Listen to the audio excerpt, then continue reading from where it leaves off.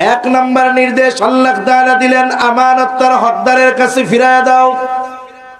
তার মানে আল্লাহ তাআলা আমাদেরকে আমানতদার হওয়ার নির্দেশ দিয়েছেন। যখন আয়াত নাজিল হলো, আল্লাহ রাব্বুল আলামিন আল্লাহ তাআলা নবীর কাছে আয়াত নাজিল করলেন। নবীজি এবার ওসমান ইবনে তালহাকে ডেকে বলে, ওসমান, এই নাও কাবার চাবি। তোমার কি মনে আছে একদিন আমি চাবি চেয়েছিলাম, তুমি আমারে ফিরাইয়া দিয়েছিলা।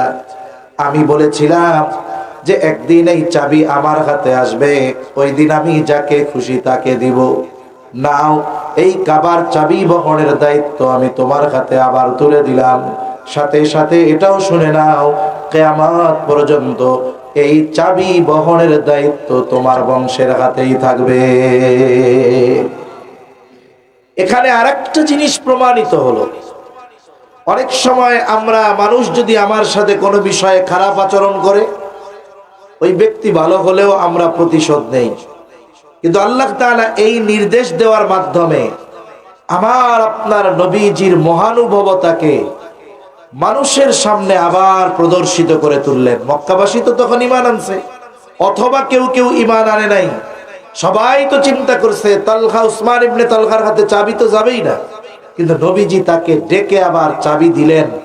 এর দ্বারা নবীজি কত উত্তম আখলাকের অধিকারী এটারও প্রমাণ হয়ে গেল, ঠিক কিনা বলে? তাহলে মূল বিষয় হলো, আমাদেরকে আমানতদার হওয়ার নির্দেশ দিয়েছেন কে? জবান খুলে বলেন। একজন মুমিন সে কখনো খেয়ানতকারী হতে পারে না, কারণ আমানতদারিতা হলো ঈমানের অবিচ্ছেদ্য অংশ। এই জন্য আমার আপনার নবীজি বলেন, লা ঈমানা লিমান লা আমানাতা লাহ। নবী বলেন, যার মধ্যে আমানতদারিতা নাই তার ঈমান নাই। মানুষের আমল যদি কম হয়, ঈমান যদি ঠিক থাকে, অল্প আমল নাজাতের জন্য কারণ হবে। কিন্তু ঈমান যদি ত্রুটিযুক্ত হয়, আমল যদি বেশিও হয়, ওই আমল টিকবে না। আপনি যদি একটা ছিদ্র কলসে পানি ভরপুর করেন, বেশ কিছু সময় দেখা যাবে কলসির তলায় ছিদ্র থাকার কারণে ওই পানি নাই হয়ে যাবে। আবার যদি আপনি কলসি ভালো, অল্প পানি ভরেন, যা ভরবেন তাই থাকবে। এই জন্য যেই সমস্ত বিষয়গুলো আমাদের ঈমানকে পরিপূর্ণ করে, কামেল করে, ত্রুটি মুক্ত করে, এর মধ্যে অন্যতম একটি বিষয় হলো আমানতদারিতা।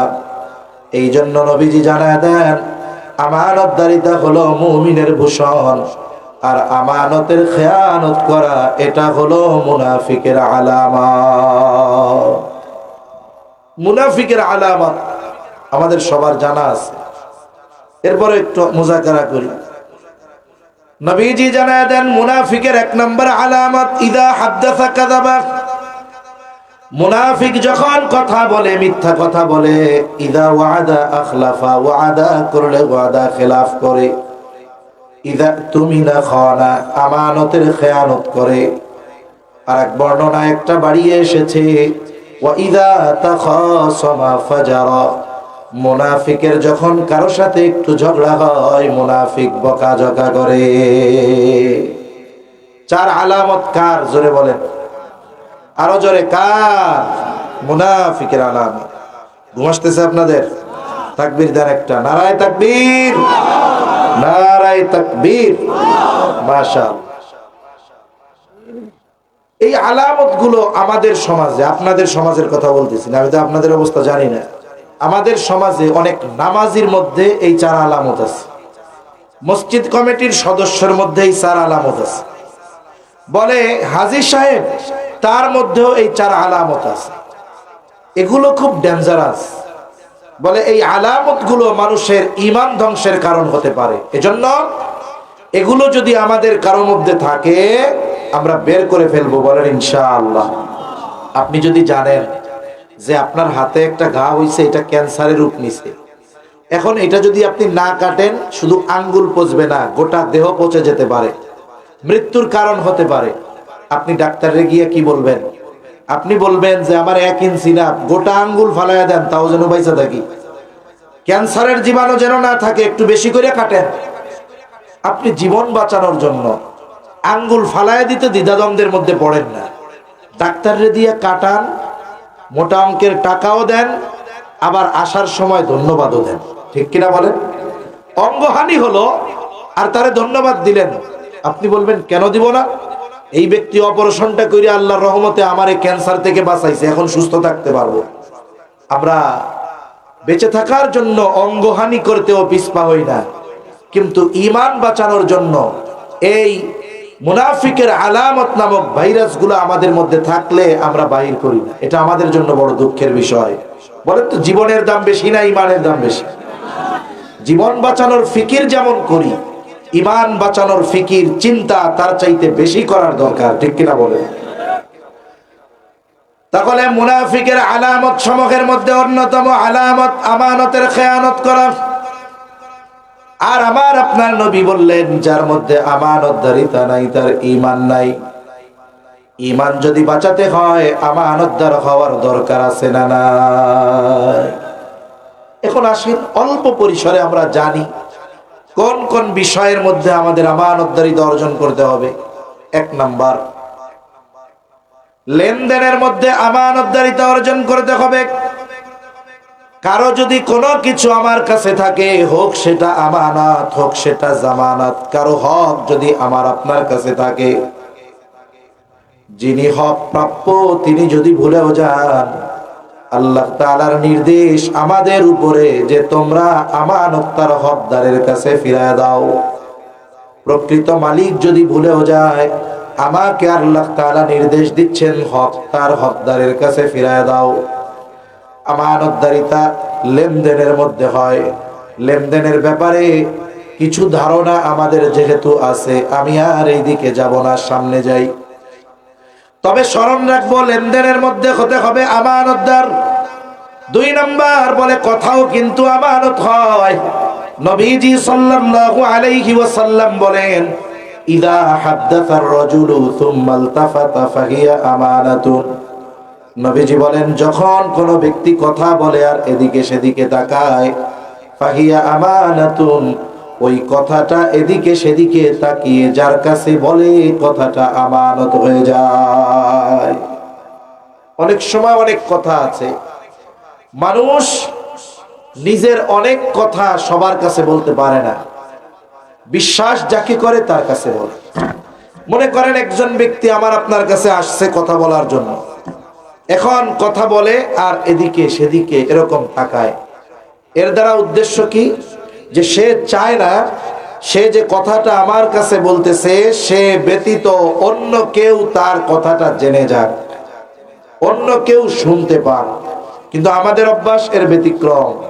কেউ যদি আমার আপনার কাছে কোনো কথা বলার পরে বলে, হুজুর আপনার কাছেই বললাম, আপনি আর কারো কাছে কইেন না, কাম সারা। আমাদের অভ্যাস হলো, এই কথা যদি কেউ আমাকে আপনাকে বলে, ওই কথাটা আমি যতক্ষণ না আরেকজনের কাছে বলতে পারি ততক্ষণ আমার আর শান্তি লাগে না। এইবার ওই লোক চোখের আড়াল হওয়ার আগে আরেকজনকে ডাক দিয়া বলে, উনি আমার কাছে কি বলছে জানো? বলে না। বলে, আমাকে খুব বিশ্বাস করে, কারো কাছে বলতে মানা করছে, আমি শুধু তোমারে বললাম, তুমি কাউরে বইলো না।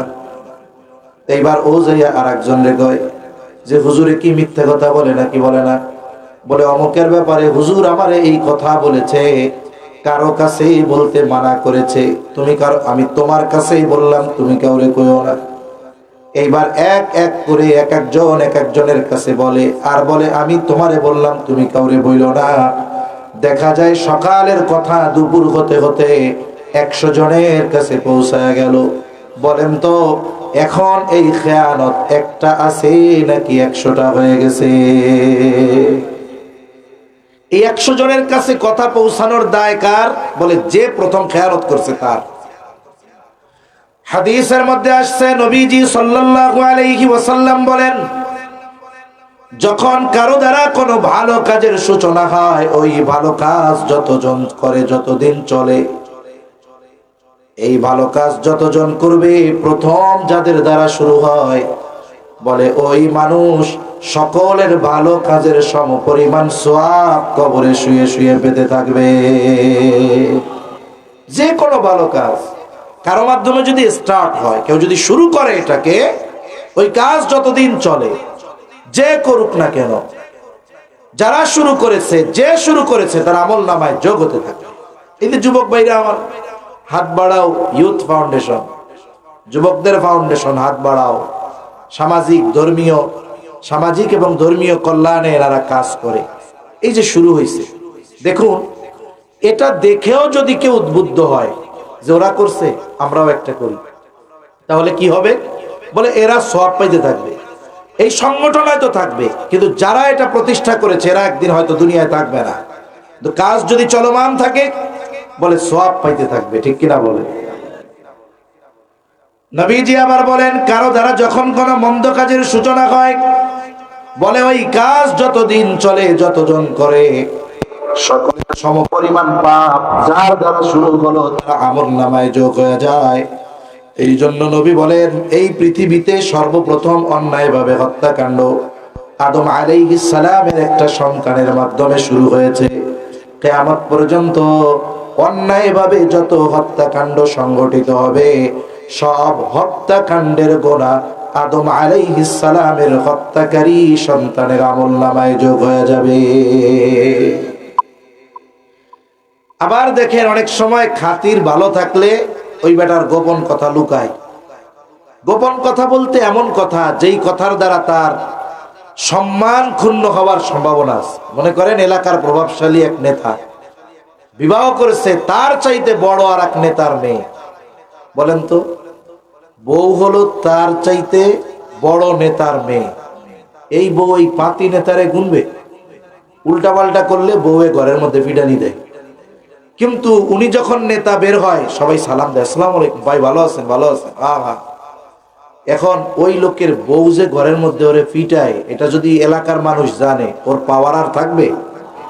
তাইলে মানুষ দূরের থেকে পেছন দিয়া বলবে, ওই যে যায়, ওই যে যায়। কে যায়? কে যায়? বলবে ওই যে যায়, ওই যে যায়। কে যায়? কে যায়? বউয়ের ফিডান খাওয়া নেতা যায়, নেতা যায়। ইজ্জত সম্মান থাকবে? এখন যার ঘরে এই অশান্তি, এটা মানুষের কাছে বলাও যায় না, আবার না বলতে পারলে দিল ভারী হয়ে যায়। এখন কার কাছে বলে?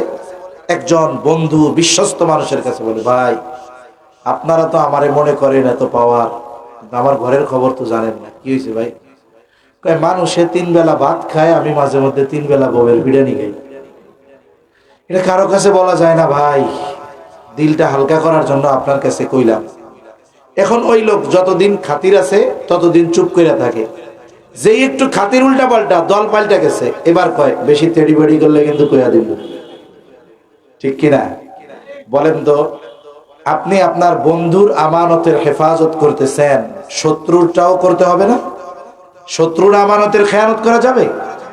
আমার আপনার নবী, তাকে যারা হত্যা করার জন্য প্রচেষ্টা অব্যাহত রাখছে, তাদের আমানতের বস্তু নবীর কাছে থাকতো, নবী খেয়ানত করতেন না। বরং যখন নবীজি মদিনায় রওনা হবেন, কাফেরদের অত্যাচারে নবীজি মদিনা ছেড়েছেন, মক্কা ছেড়েছেন। যখন নবীজি রওনা হয়ে যাবেন, হযরত আলী রাদিয়াল্লাহু তাআলা আনহুকে নিজের ঘরে রাখা গেছেন। কেন? বলে নবীজির কাছে তখনও কাফেরদের কিছু আমানতের সম্পদ ছিল। নবী বললেন, আলী, সম্পদগুলো যথাযথভাবে হকদারদের কাছে পৌঁছায়া দিবা, এরপর তুমি মদিনার উদ্দেশ্যে রওনা হবা। হযরত আলী রাদিয়াল্লাহু তাআলা আনহু যে যথাযথভাবে প্রত্যেকের আমানত প্রত্যেকের কাছে পৌঁছিয়েছেন, এটা সুস্পষ্ট প্রমাণিত। এমনিই বোঝা যায়, যদি কারো আমানত তার কাছে না পৌঁছাইতো আর নবীজি চলে যাইতেন মদিনায়, তাইলে কাফেররা ঢোল পিটাইতো যে মুহাম্মদ আমার সম্পদ মেরে দিয়ে চলে গেছে। ঠিক কিনা বলে? অথচ গোটা হায়াতে আমার আপনার নবীকে কাফেররা বারবার হত্যার অপচেষ্টা করেছে, কিন্তু নবীজির চরিত্রের ব্যাপারে অপবাদ দেওয়ার দুঃসাহস কখনো করতে পারে নাই। এজন্য আমরা সেই নবীর উম্মত। আমাদের এই গুণগুলোর মাধ্যমে আমাদের চারিত্রিক সৌন্দর্যতা অর্জন হবে। একটা মানুষ দেখতে সুন্দর হতে পারে, কিন্তু তার ক্যারেক্টার যদি খারাপ থাকে, চরিত্র যদি খারাপ থাকে, এই মানুষটা বাস্তবে সুন্দর নয়। কিন্তু একটা মানুষ দেখতে কালো, তার চেহারা সুন্দর নয়, কিন্তু তার সুন্দর চারিত্রিক গুণাবলী তার মধ্যে আছে, বলে এই ব্যক্তি আসলেই সুন্দর। ঠিক কিনা বলেন? এজন্য কথাও আমানত হয়। 3 নাম্বার দায়িত্ব আমানত। বলে এই আয়াতের মধ্যে আল্লাহ তাআলা দায়িত্বকে আমানত বলে অভিহিত করেছেন। এখন তো এমন এক জামানা, মানুষ দায়িত্ব নেওয়ার জন্য প্রতিযোগিতা করে, ঘুষ দিয়ে দায়িত্ব কিনে নেয়, মাঝে মধ্যে অস্ত্র ঠেকায়াও দায়িত্ব নেয়। ঠিক কিনা বলেন? কিন্তু এমন এক জামানা অতিবাহিত হয়ে গেছে, মানুষকে জোর করেও কোনো দায়িত্ব দেওয়া যাইত না, কারণ ওই মানুষগুলো দায়িত্বকে আমানত মনে করত। ইমাম আবু হানিফা রাহমাতুল্লাহি আলাইহি খলিফা মনসুর বাজারের মধ্যে দেখা, বলে ইমাম, প্রধান বিচারকের পদ ফাঁকা, আপনাকে আমি প্রধান বিচারক হিসাবে নিয়োগ দিলাম। ইমাম আবু হানিফা বলে এই নিয়োগ আমি মানি না, দায়িত্ব নিতে পারবো না। কঠিন এক অবস্থা, খলিফার মুখের উপরে খলিফার প্রস্তাব ফিরিয়ে দেওয়া হলো। হাজারো মানুষ এই দায়িত্বের জন্য আশাবাদী, অথচ ওনাকে দায়িত্ব দেয় খলিফা, তিনি ফিরাইয়া দিলেন। খলিফার গায়রাতে লাগলো, আত্মমর্যাদায় আঘাত লাগলো। আমি দায়িত্ব দিয়েছি, মুখের উপরে ফিরিয়ে দেয়, হাতের মধ্যে চাবুক। ইমাম আবু হানিফার গায়ে একটা বাড়ি মেরে দিয়েছে। খলিফা মনসুর রাজপ্রাসাদে ফিরে চলে গেল। আমাদের যদি সরকার পিডায়, কিছুই করার নাই, আমরা শুধু আল্লাহর কাছেই কই। ঠিক কিনা বলেন? এজন্য মনে রাখতে হবে, ক্ষমতা পেলে জালেম হওয়া যাবে না। যেই ব্যক্তি মাজলুমের যত কাছে যাবে, ওই ব্যক্তির জনপ্রিয়তা আরো বাড়ায়া দিবে কে? কেউ যদি ক্ষমতা পেয়ে বধির হয়ে যায়, মাজলুমের আওয়াজ যদি তার কানে না পৌঁছায়, তার চোখ যদি অন্ধ হয়ে যায়, সে জুলুম করে, তার অধীনস্থরা অন্যের উপরে জুলুম করে, এগুলো যদি না দেখে, একটা সময় কি হতে পারে এটা ওয়াজ করার দরকার নাই, আমরা দেখে ফেলছি। ঠিক কিনা বলেন? এজন্য মনে রাখতে হবে, জালেম যতই জুলুম করুক না কেন, মাজলুমের দোয়া আল্লাহ তাআলা ফিরাইয়া দেন।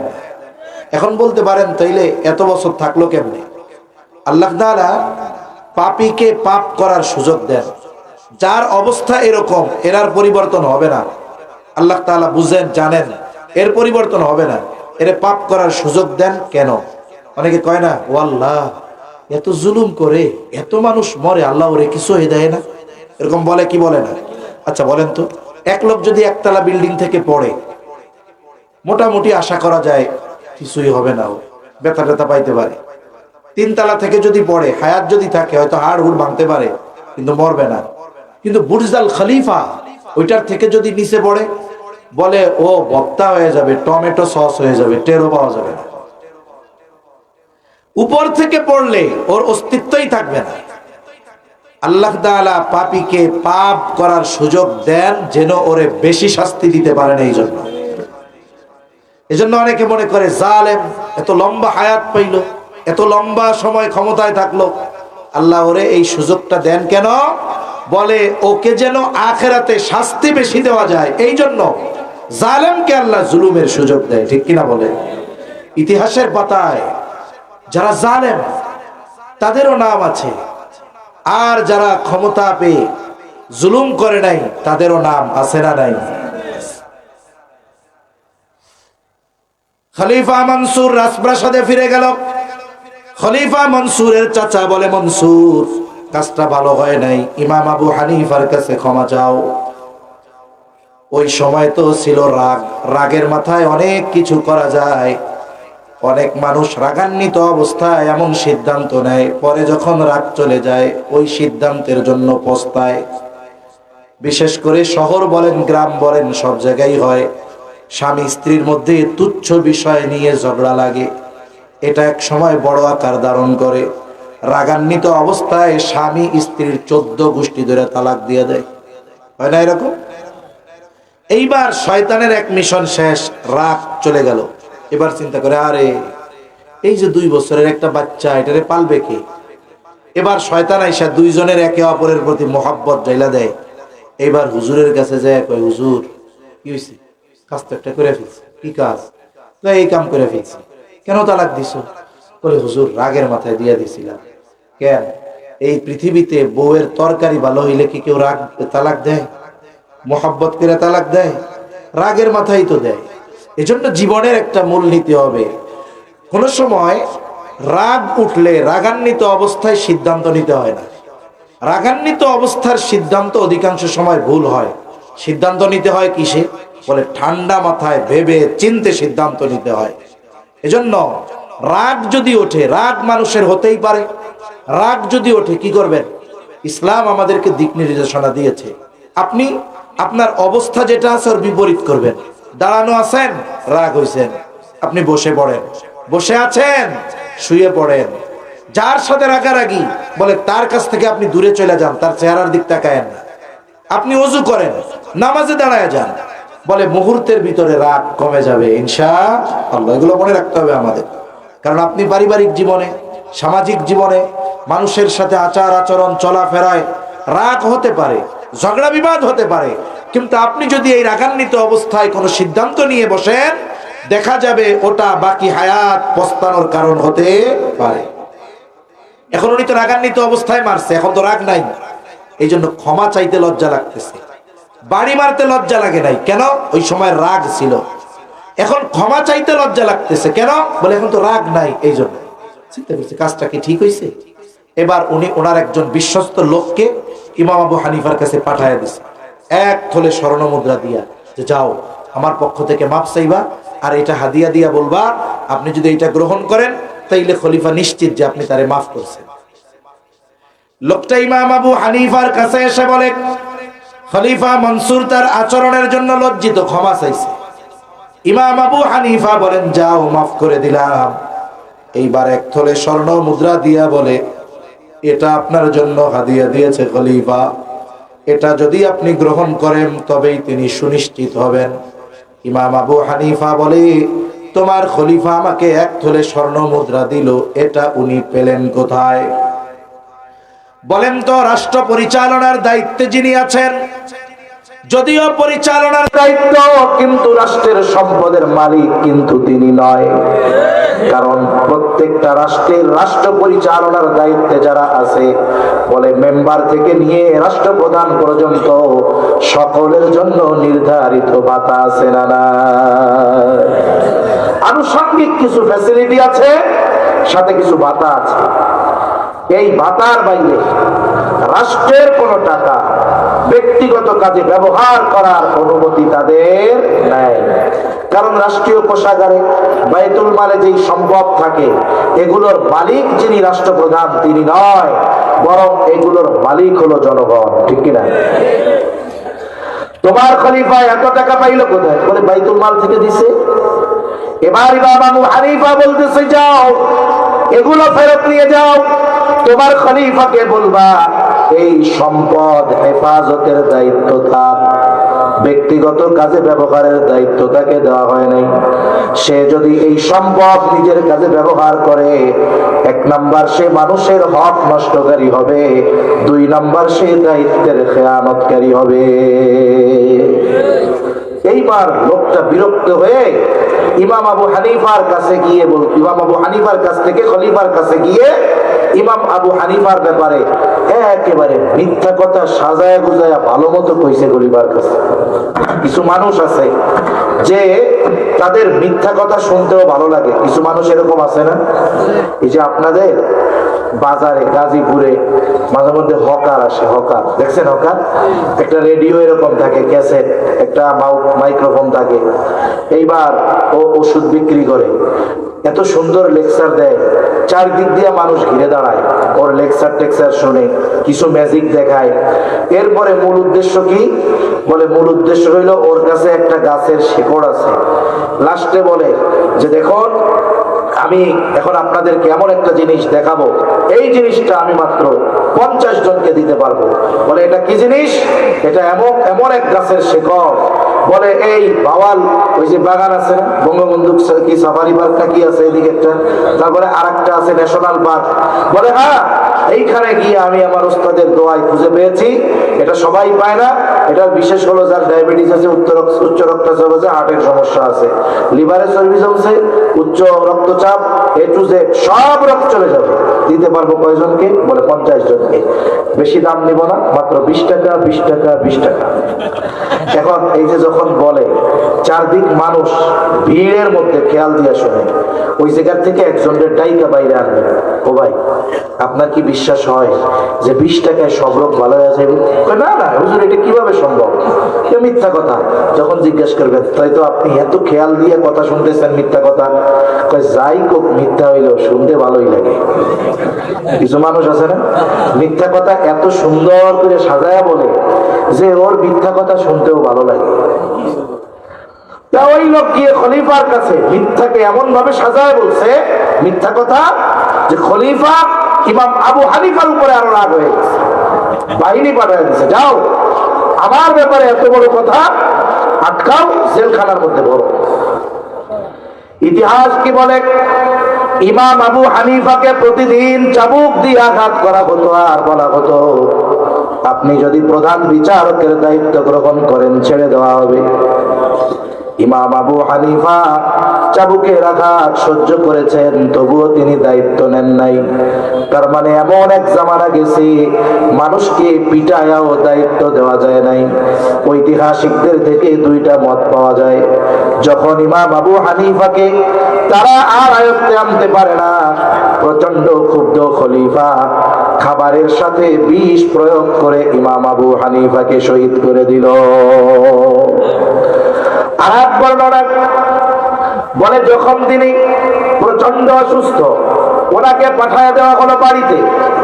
এই সময় ওনার ছাত্ররা জিজ্ঞাসা করে, উস্তাদ, যেই দায়িত্ব গ্রহণ করার জন্য এত জুলুম এত অত্যাচার, ওই দায়িত্ব পালনের জন্য যত ধরনের যোগ্যতা দরকার সব ধরনের যোগ্যতা আল্লাহ তাআলা আপনাকে দিয়েছেন, এরপরেও আপনি জুলুম সহ্য করলেন কিন্তু দায়িত্ব গ্রহণ করলেন না, কারণ কি? ইমাম আবু হানিফা বলেন, শোনো, আমি যেই দায়িত্ব নেই নাই, কিয়ামতের দিন ওই দায়িত্বের ব্যাপারে আল্লাহ আমাকে জিজ্ঞাসা করবে না।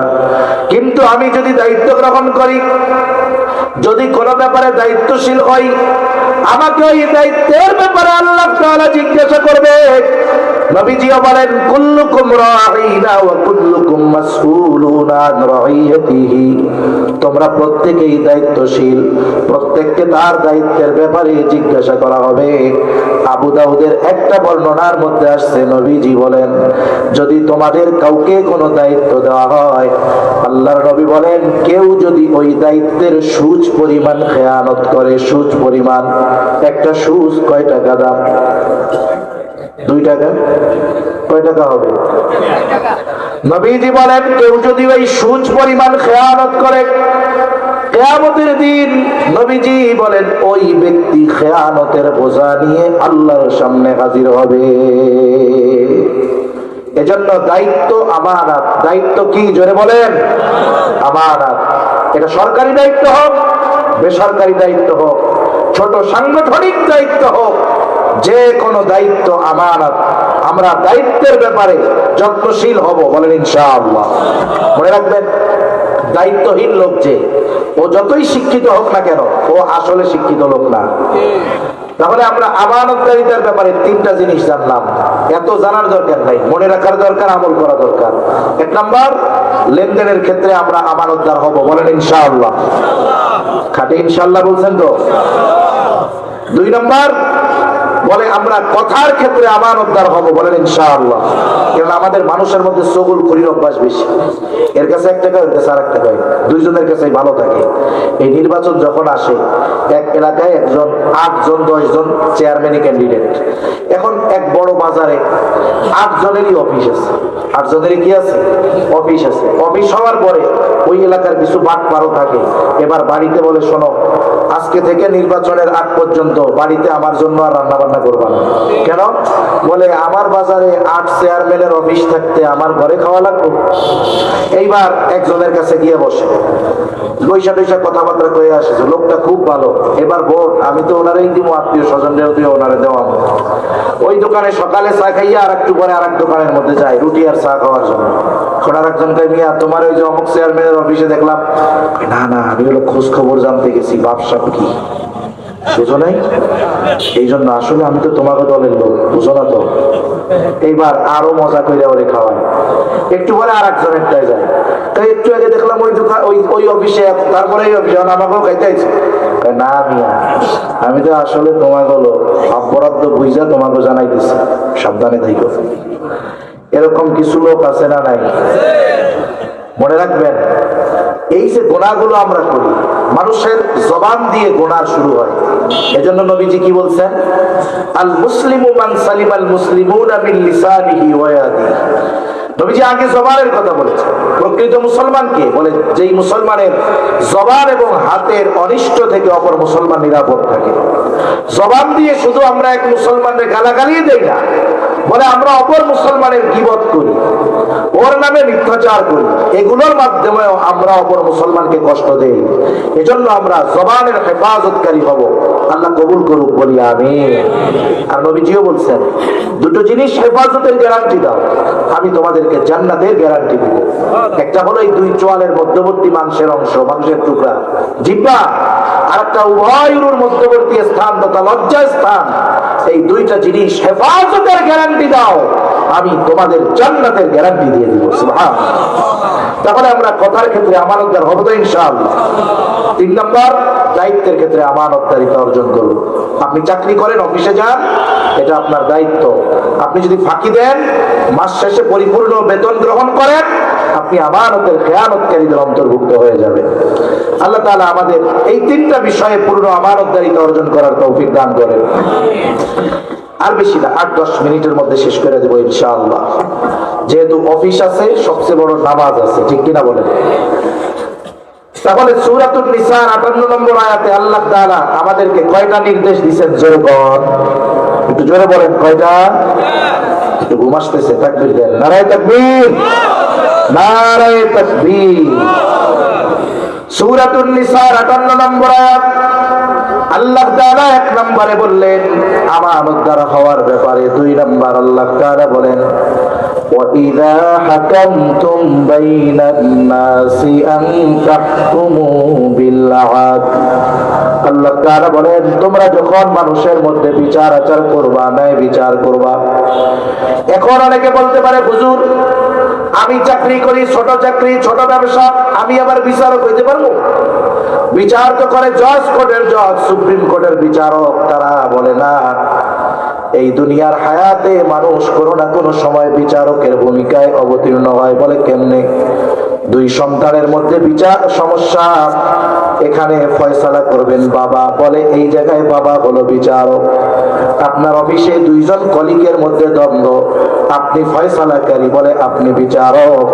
আল্লাহ তাআলা বলেন, তোমরা যখন বিচার করবা, ন্যায় বিচার করবা, ন্যায় বিচারের ক্ষেত্রে যদি কোনো শত্রু আমার কাছে বিচার প্রার্থী হয়, এই কারণে তার উপরে অবিচার করার কোনো সুযোগ নাই।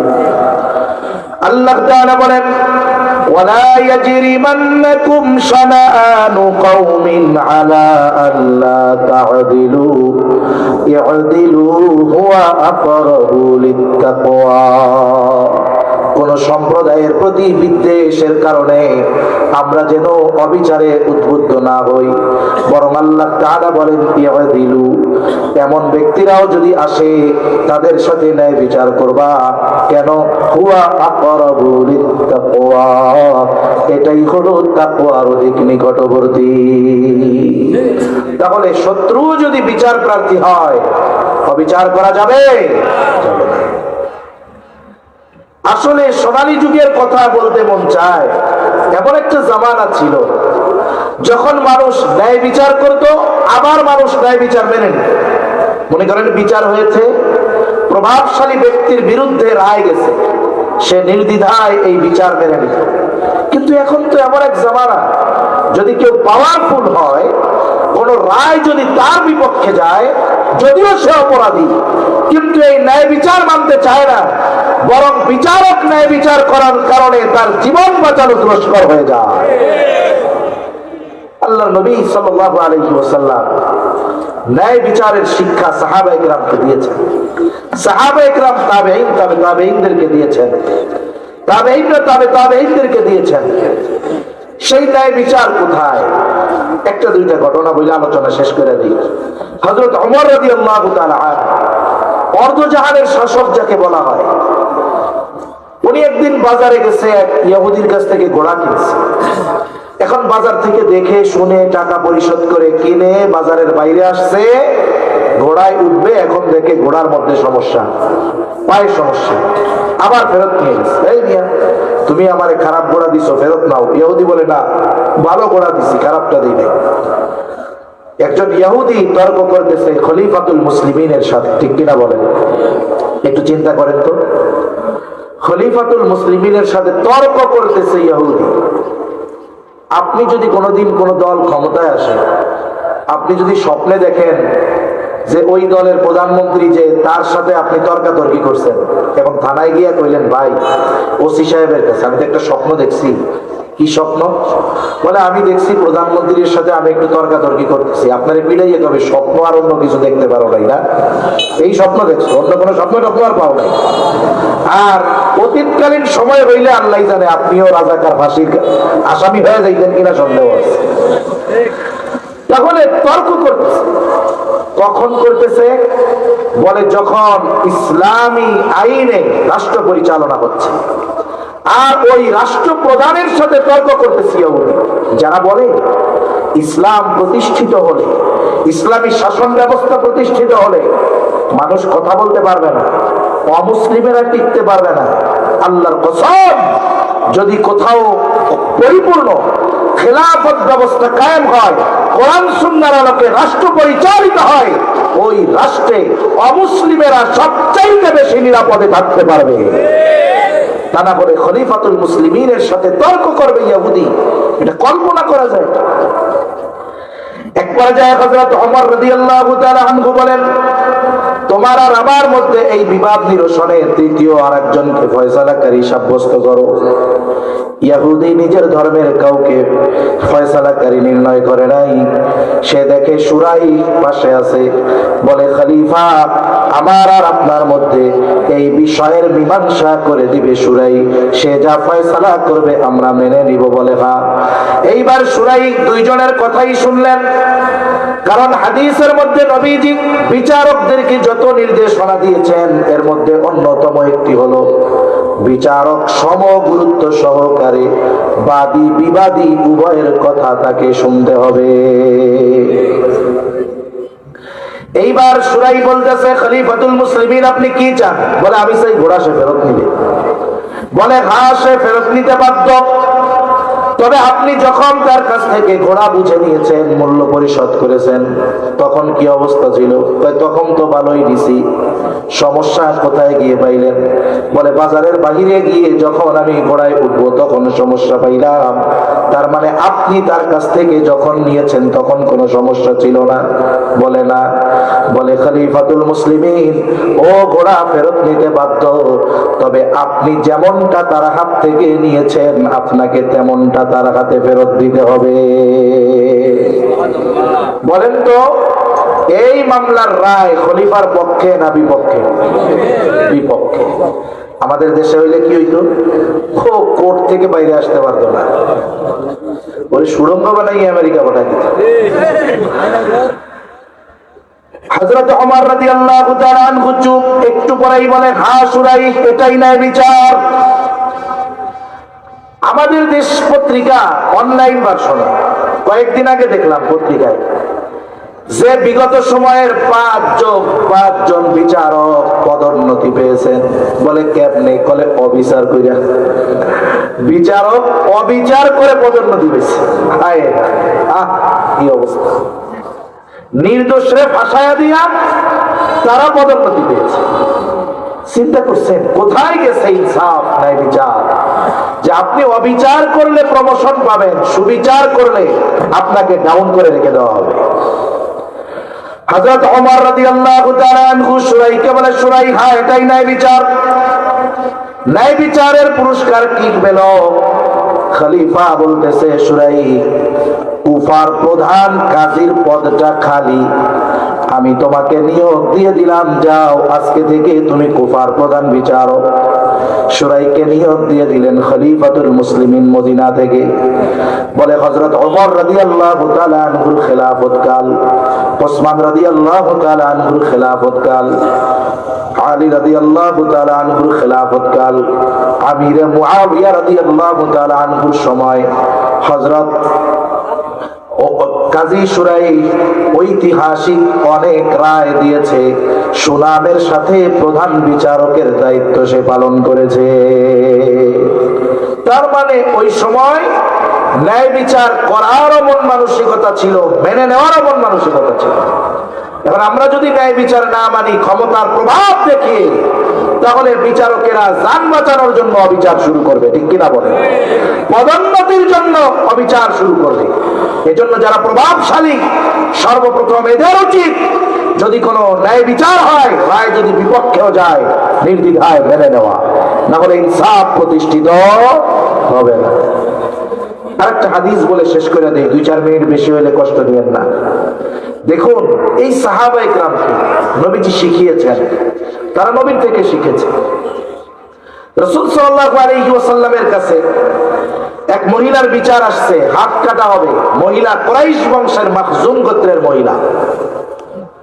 সাহাবায়ে কেরাম চিন্তা করে, কুরাইশ বংশের এই নারী যদি চুরির অপরাধে তার হাত কাটা হয়, মানুষেরা বলবে দেখো কুরাইশ বংশের মহিলা চোর, নবীজির কাছে একটু জানানোর দরকার। এইবার হযরত যায়েদ রাদিয়াল্লাহু তাআলা আনহুর ছেলে ওসামাকে বলা হলো, যাও তোমার নানার কাছে গিয়ে বলো, নানা, যেই মহিলা চুরি করেছে হাত কাটা হবে, সে কুরাইশ বংশের একজন মহিলা। ছোট মানুষ যা শিখিয়ে দিছে নবীজির কাছে গিয়ে তাই বলছে। নবীজি বুঝতে পেরেছেন, নবীজি ঘর থেকে বের হয়ে আসলেন। নবী এবার সাহাবায়ে কেরামকে উদ্দেশ্য করে বলে, তোমরা কি আমাকে এমন বিষয়ের জন্য সুপারিশ করতেছো যেই বিষয়ের শাস্তি কার্যকর করার নির্দেশ আল্লাহ তাআলা দিয়েছে? মনে রাখবেন, জজ কোর্টে রায় হয়েছে মৃত্যুদণ্ড। বলেন তো সুপ্রিম কোর্টে আপিল করা যায় কি যায় না? সুপ্রিম কোর্টও রায় দিছে মৃত্যুদণ্ড, বলে রাষ্ট্রপ্রধানের কাছে আপিল করা যায় কি যায় না? কিন্তু আল্লাহ তাআলা যখন কোন বিষয়ের চূড়ান্ত ফয়সালা দিয়ে দেন, ওই বিষয়ের সুপারিশ করে ওই বিষয়ের শাস্তি কমানোর ক্ষমতাই পৃথিবীর কারণ। নবীজি বলতেছেন, এমন বিষয়ের সুপারিশ করতেছো যেটা শাস্তি কার্যকর করার চূড়ান্ত ফয়সালা কার? এখানে কোনো আপিল চলে না। নবীজি আবার বলেন, তোমাদের পূর্বে আল্লাহ তাআলা অনেক সম্প্রদায়কে এই কারণে ধ্বংস করে দিয়েছেন, বলে তাদের মধ্যে যখন কোন সম্ভ্রান্ত ব্যক্তি চুরির অপরাধে আটক হতো, শরীফ মানুষ, সম্ভ্রান্ত মানুষ ছেড়ে দেওয়া হতো। বলে আবার একই অপরাধে যখন কোন দুর্বলকে আটক করা হতো, তার উপরে শাস্তি কার্যকর করা হতো। একই অপরাধে দুই ব্যক্তি, একজন সম্ভ্রান্ত ব্যক্তি হওয়ার কারণে তারে খালাস, আর একজন দুর্বল হওয়ার কারণে তাকে দেওয়া হতো শাস্তি। নবীজি বলেন, এই কারণে অতীতের বহু সম্প্রদায়কে আল্লাহ তাআলা ধ্বংস করে দিয়েছেন।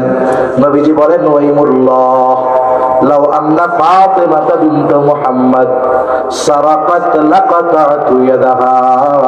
নবীজি বলেন, আল্লাহর শপথ, যদি মুহাম্মাদের কন্যা খাতুনে জান্নাত ফাতেমাও চুরি করত, লাকাতাতু ইয়াদাহা, আমি অবশ্যই তার হাতটাও কেটে দিতাম। নবীজি সাল্লাল্লাহু আলাইহি ওয়াসাল্লাম এই ইনসাফ, ন্যায় বিচারের দৃষ্টান্ত রেখে গিয়েছেন। সাহাবায়ে কেরাম শিখেছে, কিন্তু সময়ের পরিবর্তনে এই ইনসাফ, ন্যায় বিচার গোটা পৃথিবী থেকে উঠে গিয়েছে, ঠিক কিনা বলেন? আজকে যদি গোটা পৃথিবীর মধ্যে ন্যায় বিচার থাকতো, ওই ফিলিস্তিনের অবরুদ্ধ গাজার মধ্যে নিরস্ত্র মানুষগুলাকে শীতের সাথে সাথে প্রচন্ড বৃষ্টি তুষারপাতে জীবন মরণের লড়াই করা লাগতো না, ঠিক কিনা বলেন? এই পৃথিবীতে ইনসাফ নাই, ন্যায় বিচার নাই, আমানতদারিতা নাই, কিন্তু আল্লাহ তাআলা আছেন না নাই? ডোনাল্ড ট্রাম্প ঘোষণা দিয়ে দিছে গাজাকে একেবারে ছাই বানায় ফেলানো। আল্লাহ তাআলা বলেন আমি কি করতে পারি? দেখ, দিছে 12টা বাজে, তুই বানাইতে চাইছিস ওই জায়গায়, আল্লাহ বানায় দিছে এই জায়গায়, ঠিক কিনা বলেন? তুই ওইখানে যা বানাইতে চেয়েছিস আল্লাহ এখানে বানিয়ে দিয়েছে। মনে রাখতে হবে আমরা মজলুম হতে পারি, দুর্বল হতে পারি, কিন্তু যেই রবের গোলাম আমরা, তিনি দুর্বল নয়। সেজন্য ইমাম শাফিঈ রাহমাতুল্লাহি আলাইহি এই দুইটা গুণের কথা উল্লেখ করে বলেন, এই দুই গুণ যেই ব্যক্তির মধ্যে আছে, বলেন কার মধ্যে? ব্যক্তির মধ্যে। এই ব্যক্তি সৌভাগ্যবান, যেই সমাজে আছে সেই সমাজ সৌভাগ্যবান, যেই রাষ্ট্রের মানুষের মধ্যে আছে বলে তারা সৌভাগ্যবান, বলে যেই রাষ্ট্রের শাসকের মধ্যে আছে বলে তারাও সৌভাগ্যবান। সুবহানাল্লাহ। এখন বলতে পারেন আমরা তো চিন্তা করি বৃহৎ পরিসরে একসাথে পরিবর্তন হয়ে যাবে।